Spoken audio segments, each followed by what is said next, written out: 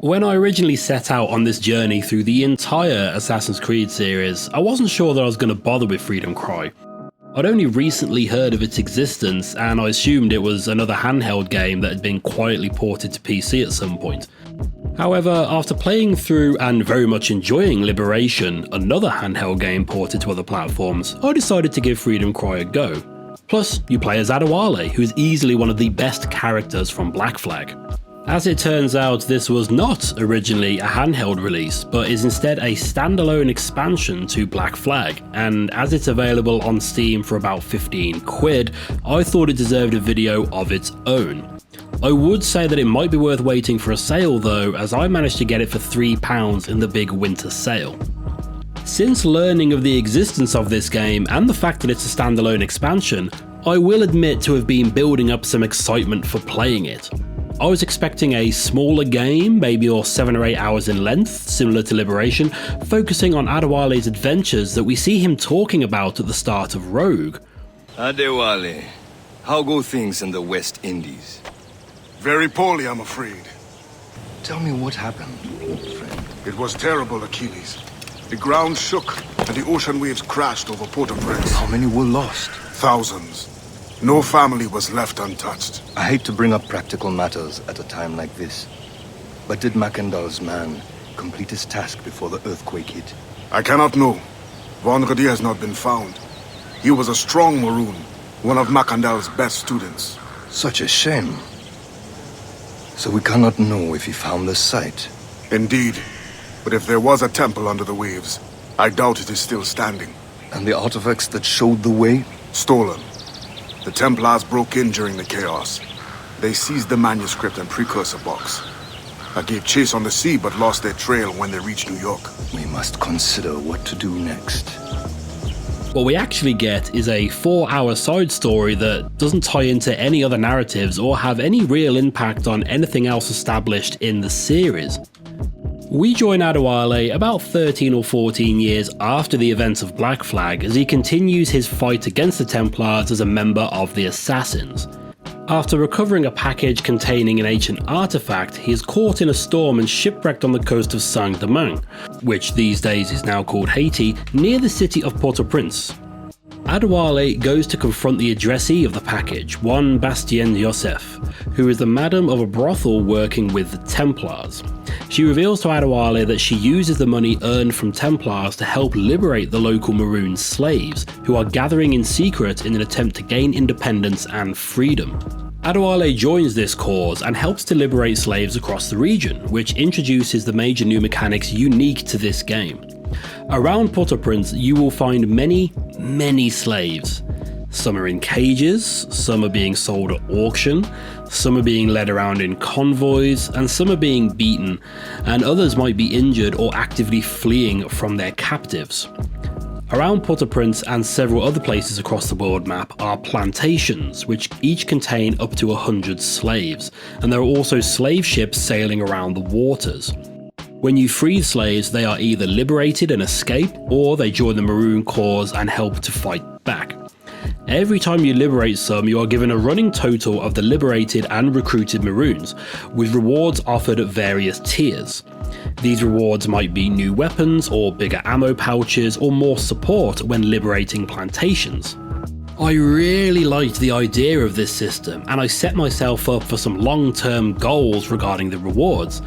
However, I quickly learned that Port-au-Prince and the surrounding plantations makes up about 90% of the game world.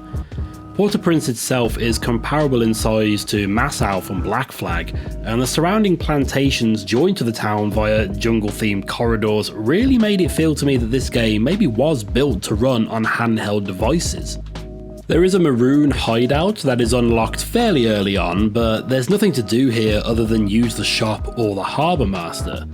Other locations in the world have plantations, each with their own obligatory list of chests and animus fragments to collect. You can upgrade your ship, but this is much more limited than in Black Flag or Rogue, and I managed to complete the game without any trouble, having only upgraded my cannons on hull once each. You can hunt whales again in this game, but there's no crafting system, so this serves no purpose other than selling the hides, which would be fine except after freeing a certain amount of slaves, you get all ammunition and equipment for free, and with nothing else to buy in this game, money serves no purpose after this point. Both naval and hand-to-hand combat is completely unchanged from Black Flag. Except similar to Avalon, Adewale wields a machete rather than a sword, which in my opinion makes for some much more satisfying kill animations. Adewale also doesn't carry pistols, but is soon equipped with a blunderbuss. This functions like a single-shot shotgun, and the upgraded version you can unlock will clear most enemies on screen. With the main drive in the game being you essentially building up a resistance force, I was expecting some twist on the Kenway fleet mechanic from Black Flag, but that sort of side activity is completely absent here. The very limited map size meant that the slave liberation tasks quickly became repetitive. You can liberate 5 chaps from an auction, for example, but give it 5 minutes and they'll be back there on sale again. Every time I left the brothel, every single time, a slave will be fleeing his captor from the same direction. Every time. Some missions require you to have liberated a certain amount of slaves before starting them, requiring you to complete these tasks over and over again, and it very quickly became tedious. Luckily, the plantations offer some variety in this endeavour. These could be closely compared to the warehouses from Black Flag and Rogue, except the areas are much larger and you have to kill the 20 guards. If the guards become alerted, they will start killing slaves, so stealth is important here, but the increased size of the area makes it very easy to find a way to get behind them all undetected. This is different if you approach the plantations at night, however, as the slaves will all be away in their sheds. In this instance, you have to find the key holder, steal his key, and then visit each shed to free them. Complete these successfully and 90 slaves will be liberated and 10 will join the Maroon Resistance. The same goes for liberating slave ships, which travel in a convoy across the seas. You kill their protection and then board the ship without any resistance. Easy. So in terms of gameplay, there's not much here to talk about. The new liberation system isn't given enough time or space to really come into its own, and I feel like it has been somewhat wasted in such a small game. On its own, the gameplay here is not really enough to justify recommending this to anyone looking to pay the full 15 quid for the experience. However, the story here does a lot to elevate this game. One of the first database entries you unlock is titled The Code Noir, something my sheltered little self had never heard of before. This was a real-world decree by King Louis XIV of France defining the conditions of slavery within the French Empire. In short, it required all slaves to be converted to Catholicism, all people of Jewish faith to be kicked out of their territory, and attempted to restrict the poor treatment of slaves. Notice I said restrict, not stop.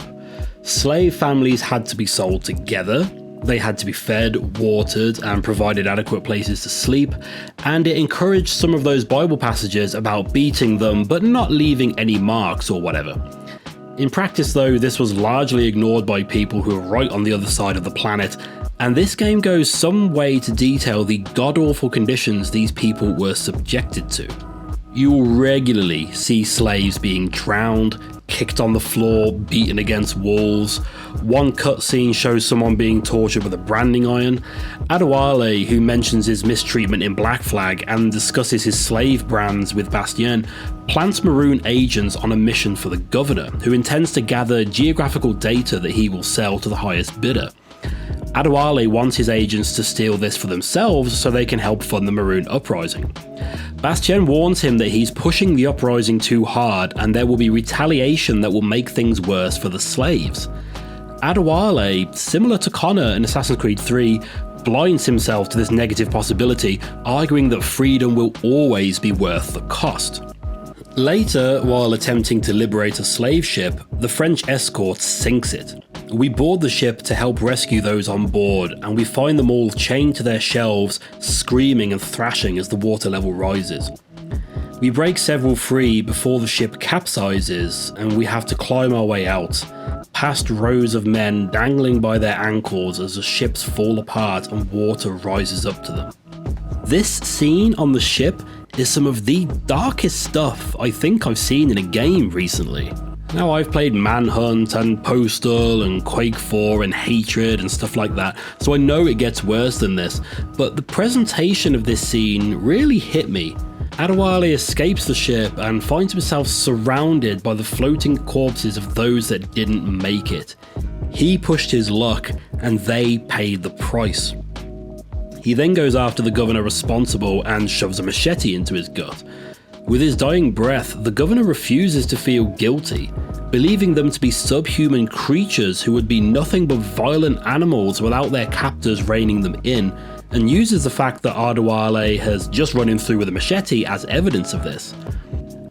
Adewale then says his goodbyes to Batien and the Maroons, promising to return when they are a free people. Which he doesn't because he dies in the next game, but oh well. I think I can easily say that this is the darkest and heaviest subject matter of the series so far, and I imagine it still is to this day. Liberation focused on the plight of the slaves in a similar time period, but didn't go nearly as far as this. Ultimately, I think this game should have been extended into a straight-up Liberation sequel. Maybe have both Adewale and Avalyn as playable characters, really give the Liberation system a chance to be fleshed out and tell an extended story, rather than it just being Adewale's horrible week in Haiti.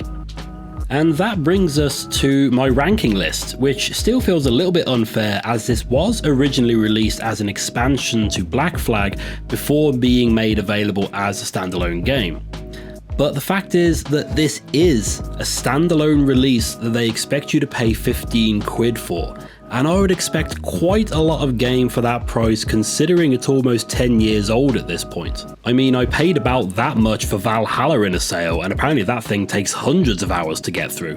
Unfortunately, I have to put this at the bottom of my list as the asking price is too high for what we get, and what we do get is a lot of wasted gameplay opportunity. Though it is wrapped up in a very memorable and impactful narrative.